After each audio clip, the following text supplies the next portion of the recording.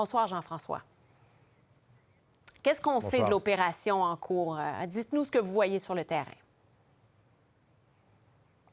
Difficile de vous répondre avec certitude, Véronique, parce que d'abord, toutes les communications sur Gaza ce soir sont coupées par de communications cellulaires, Internet aussi. On n'en connaît pas la cause, mais Gaza est plongé dans le noir depuis 3 semaines, parce qu'il n'y a plus d'électricité. Et là, maintenant, c'est toutes les communications qui sont coupées.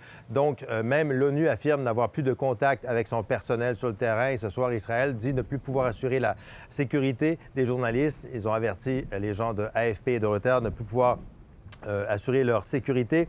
Mais c'est clair qu'on a affaire à une campagne de bombardement encore intensifiée, si c'était encore possible de le faire. Des explosions d'une intensité et d'une fréquence inégalées jusqu'à présent. Et puis, ce soir, Israël a annoncé son intention, donc vous l'avez dit, d'étendre ses opérations terrestres. On nous dit que ce n'est pas encore la grande offensive terrestre annoncée depuis le début, mais en tout cas, on va avoir des opérations plus marquées sur le terrain. Il y a eu deux incursions au cours des 2 dernières nuits. Cette fois-ci, ça a encore commencé et on nous rapporte des affrontements armés importants entre donc les forces israéliennes déployées sur le terrain et puis des éléments du Hamas. Évidemment, Israël cherche à éradiquer le Hamas.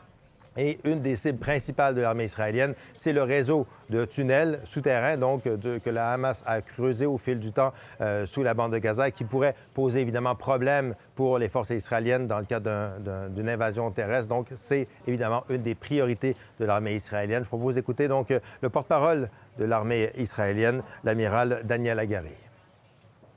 בשעות האחרונות הגברנו את התקיפות בעזה. חיל האוויר תוקף באופן נרחב מטרות תת-קרקע ותשתיות טרור, באופן משמעותי מאוד. Et Jean-François, l'Assemblée générale de l'ONU demande une trêve humanitaire immédiate. Oui, vous savez, ça se produit, ce vote-là, alors qu'on le sait, il y a eu des tentatives avortées d'en venir à une résolution au Conseil de sécurité de l'ONU. Cette fois-ci, la Jordanie, appuyée par une bonne partie des pays arabes, voire l'essentiel des pays arabes, a décidé de déposer une résolution devant l'Assemblée générale des Nations unies, donc pour demander l'arrêt immédiat des combats, une trêve immédiate humanitaire pour permettre l'arrivée donc de l'aide sur le terrain, demander aussi l'arrêt des violences contre les Palestiniens. Une résolution donc qui a été adoptée avec 120 votes en faveur, 14 contre, 45 abstentions, dont celle du Canada. Le Canada a déposé un amendement pour demander que l'on condamne aussi les violences faites par le Hamas ce 7 octobre. L'amendement déposé par le Canada a été rejeté, en fait, parce qu'elle n'a pas recueilli les 2 tiers des votes nécessaires. En tout cas, toujours est-il que ce vote à l'Assemblée générale des Nations unies, qui n'est pas contraignant, parce que c'est l'Assemblée générale, ce n'est pas le Conseil de sécurité des Nations unies, a quand même blessé, choqué Israël. Je propose d'écouter donc la réaction d'Israël par la voix de l'ambassadeur d'Israël aux Nations unies, Gilad Erdan.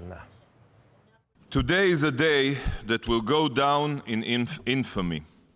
We have all witnessed that the UN no longer holds even 1 ounce of legitimacy or relevance.